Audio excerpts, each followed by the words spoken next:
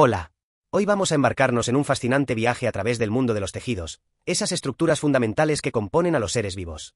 Empezaremos explorando cómo se organizan las plantas y luego pasaremos a ver la complejidad de los animales. Comencemos con los tejidos vegetales. 1. Tejidos meristemáticos. Piensen en estos tejidos como las zonas de construcción de la planta. Son los responsables de que la planta crezca continuamente. Están formados por células muy activas, pequeñas y en constante división. Tenemos dos tipos principales.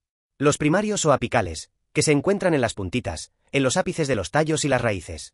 Su misión: hacer que la planta crezca hacia arriba y hacia abajo, es decir, en longitud. Luego están los secundarios o laterales, también conocidos como cambium. Estos son típicos de plantas más robustas, como los árboles, y se encargan de que el tallo y la raíz se hagan más anchos, o sea, que crezcan en grosor. Dentro de estos, el cambium vascular es como una fábrica de tuberías, produciendo nuevo tejido conductor. Xilema hacia adentro y floema hacia afuera. Y el cambium suberoso o felógeno forma la capa protectora más externa en tallos gruesos, la peridermis, que incluye el corcho, suber, y una capa interna llamada felodermis.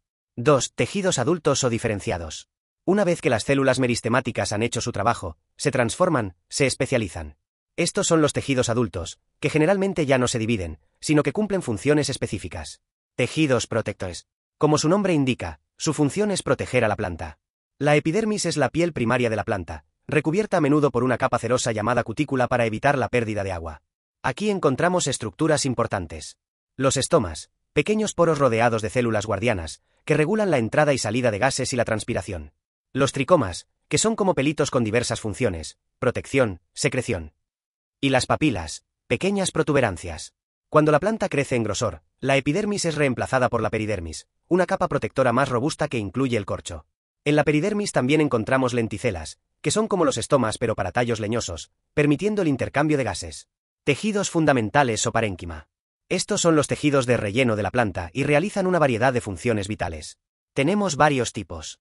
El parénquima clorofílico o clorénquima está lleno de cloroplastos y es donde ocurre la magia de la fotosíntesis. El parénquima de reserva actúa como la despensa de la planta, almacenando sustancias como almidón, proteínas o aceites. El parénquima acuífero es especialista en almacenar agua, muy importante para plantas de climas secos como los cactus. Y el parénquima aerífero o aerénquima, con grandes espacios llenos de aire, ayuda a las plantas acuáticas a flotar y a respirar. Tejidos de sostén. Son el esqueleto de la planta, proporcionando soporte mecánico. Hay dos tipos principales. El colénquima, formado por células vivas con paredes engrosadas de forma irregular. Proporciona un soporte flexible, especialmente a las partes jóvenes y en crecimiento de la planta. El esclerénquima, compuesto por células que suelen estar muertas en la madurez y tienen paredes muy gruesas y endurecidas con lignina. Ofrece un soporte rígido y resistente a las partes ya desarrolladas. Tejidos conductores, vasculares. Son las tuberías de la planta, encargadas del transporte de sustancias.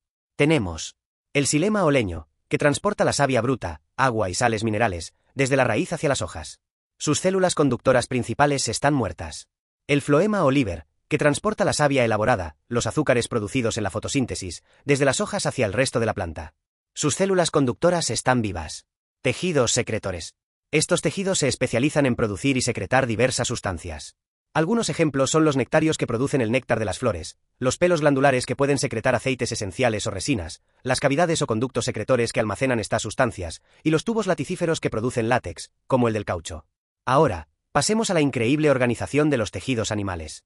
1. Tejido epitelial. Este tejido es el gran revestidor del cuerpo. Cubre todas las superficies externas, tapiza las cavidades internas y forma las glándulas. Sus células están muy juntas, se apoyan sobre una estructura llamada lámina basal y, curiosamente, no tienen vasos sanguíneos propios, nutriéndose por difusión. Sus funciones son variadas. Desde la protección, como la piel, la absorción, como en el intestino, la secreción, glándulas, hasta la sensorial, captar estímulos. Lo clasificamos en dos grandes grupos. Epitelio de revestimiento, que forma capas. Lo subclasificamos según el número de capas celulares y la forma de las células más superficiales. Simple, una sola capa. Puede ser plano, ideal para difusión, como en los alvéolos pulmonares; cúbico, común en glándulas y riñones, para secreción y absorción; o cilíndrico, típico del tubo digestivo, para absorción y secreción. Estratificado, varias capas. El más común es el plano, que puede ser queratinizado, seco y resistente, como la epidermis de la piel, o no queratinizado, húmedo, como en la boca o el esófago. El cúbico y cilíndrico estratificados son más raros. Un tipo especial es el epitelio de transición o urotelio, que se encuentra en las vías urinarias y tiene la capacidad de estirarse. Y el pseudoestratificado, que parece tener varias capas pero todas sus células contactan con la lámina basal. Un ejemplo es el de la tráquea. Epitelio glandular, especializado en la secreción. Puede haber glándulas unicelulares, como las células caliciformes que producen moco, o pluricelulares. Según donde vierten su secreción, son exocrinas. Liberan su producto a través de un conducto hacia una superficie, ejemplo. Glándulas sudoríparas, salivales. Endocrinas. No tienen conducto y liberan sus productos, hormonas, directamente a la sangre, ejemplo. Tiroides, hipófisis. Mixtas o anficrinas. Tienen una parte exocrina y otra endocrina, como el páncreas. 2. Tejido conectivo o conjuntivo. Este es el tejido más abundante y diverso del cuerpo. Su característica principal es tener una gran cantidad de sustancia entre las células, la llamada matriz extracelular. Se origina de un tejido embrionario llamado mesénquima. Sus componentes son la matriz extracelular, que a su vez tiene fibras, como las colágenas, muy resistentes, las elásticas, que permiten estirarse, y las reticulares, que forman redes de soporte. Y la sustancia fundamental, un gel que rellena los espacios. Y las células, que pueden ser fijas, como los fibroblastos, que producen la matriz, o los adipocitos, que almacenan grasa. Móviles, como los macrófagos, que comen desechos y patógenos, o los leucocitos, glóbulos blancos. Su clasificación es amplia. Tejido conectivo embrionario. Incluye el mesenquimático, que da origen a los demás, y el mucoso, como la gelatina de Wharton en el cordón umbilical. Tejido conectivo adulto o propiamente dicho. Laxo o areolar. Con muchas células y sustancia fundamental, rellena espacios y nutre epitelios. Denso. Predominan las fibras. Puede ser regular, fibras ordenadas, como en tendones y ligamentos, o irregular, fibras desordenadas, como en la dermis profunda. Elástico. Con muchas fibras elásticas, como en las paredes de las grandes arterias. Reticular. Forma el armazón de órganos como el bazo o los ganglios linfáticos. Tejido conectivo especializado. Con funciones muy particulares. Tejido adiposo. Formado por adipocitos que almacenan grasa. Sirve como reserva energética, aislante térmico y protector. Puede ser blanco, el más común en adultos, o pardo, importante para generar calor, especialmente en recién nacidos.